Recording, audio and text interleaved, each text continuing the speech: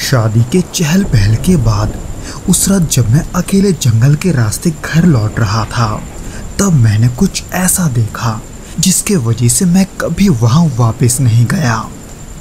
एक पेड़ की हिलती हुई सूखी डाल और मेरे ठीक पीछे मेरी माँ की आवाज़, जबकि मेरी माँ अब भी शादी में थी। और जब मैंने तिरछे नज़रों से पीछे मुड़कर देखा तो वो वाकई में मेरी माँ के जगह कोई और था। दोस्तों, आज के भौतिक घटना के एपिसोड को हम निर्मल बासु जी के पॉइंट ऑफ व्यू से सुनेंगे, जिनके साथ ये घटना वास्तव में घटा था।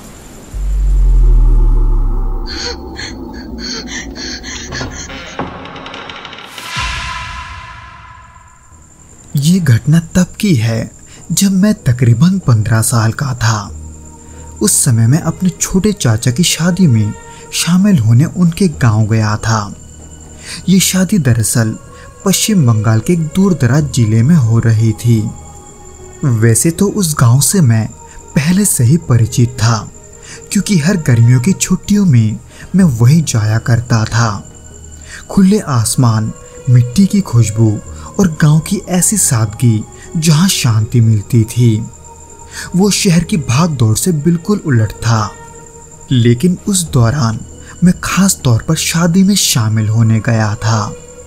शादी का जो आयोजन था वो किसी जान पहचान वाले के बंगले में रखा गया था, जो गांव से 2-3 किलोमीटर अंदर जंगल के अंदर स्थित था, जिसे गांव वाले पुरानी कोठी कहकर पुकारते थे। एक बड़ा पुराना ईंट पत्थर का मकान, जिसके दीवारों पर वक्त की छाप साफ दिखती थी।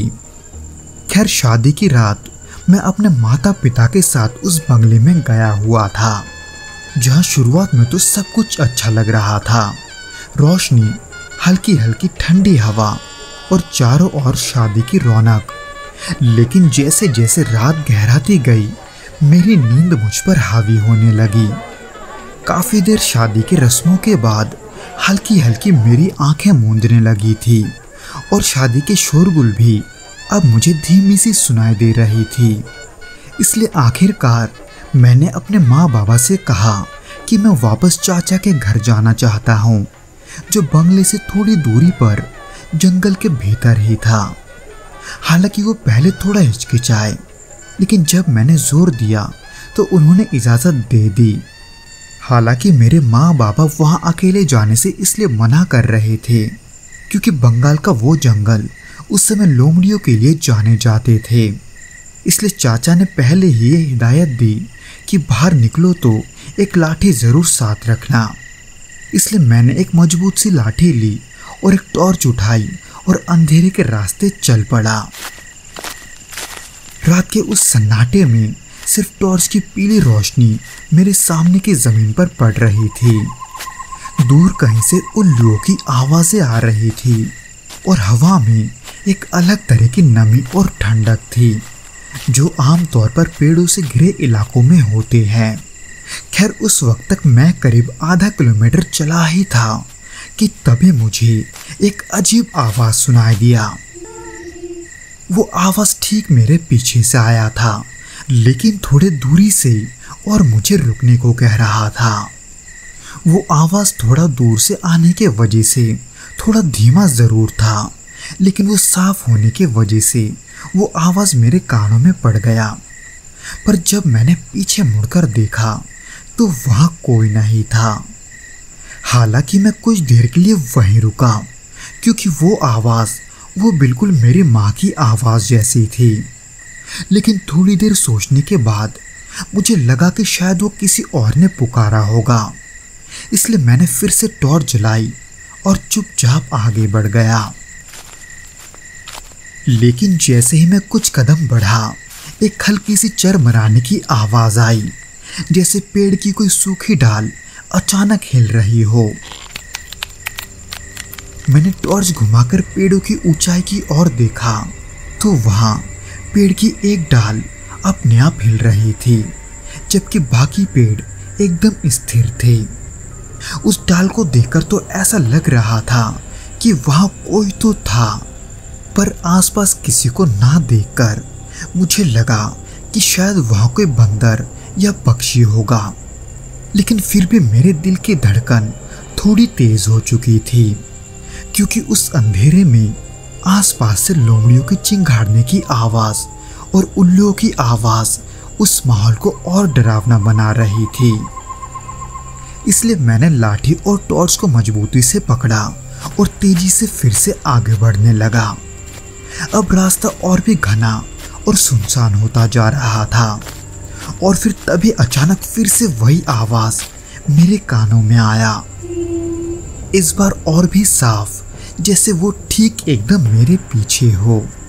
वो आवाज मुझे अब भी मेरे माँ के आवाज जैसी ही लग रही थी, जो मुझे डांटते हुए ये कह रही थी कि मैं इतने देर से बुला रही हूँ, तुम सुन क्यों नहीं रहे। वो बिल्कुल मेरी माँ की आवाज थी, बिल्कुल वैसे ही जैसे वो मुझे पुकारती है। लेकिन ये कैसे हो सकता था, क्योंकि माँ तो अब भी बंगले में शादी में थी। खैर उस पल में मुझे क्या हुआ ये तो मैं नहीं जानता, पर मैंने पलटकर देखने की कोशिश नहीं की।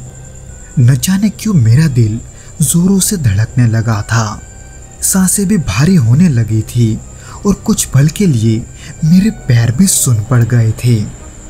इसलिए मैंने वही किया जो उस समय मुझे सबसे सही लगा। मैं वही चुपचाप खड़ा रहा। मैंने सोचा कि अगर वो मेरी माँ होगी तो वो मुझे हाथ पकड़कर रोक लेगी, लेकिन कुछ समय वहां खड़े रहने के बाद भी कुछ नहीं हुआ।